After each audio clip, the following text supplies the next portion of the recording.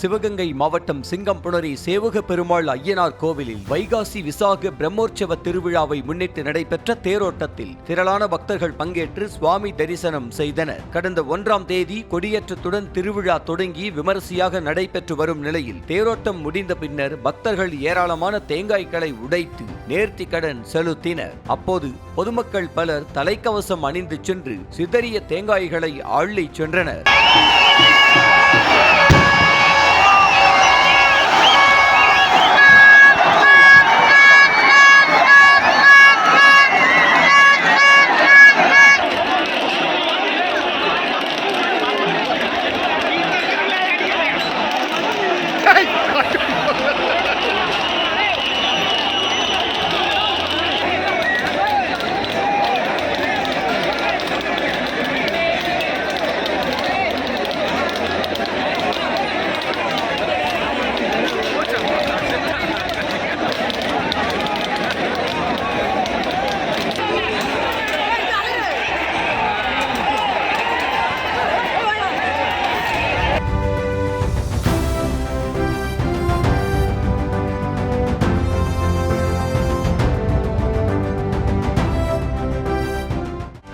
செய்திகளை உடனுக்குடனும் துல்லியமாகவும் தெரிந்து கொள்ள சப்ஸ்கிரைப் பண்ணுங்க.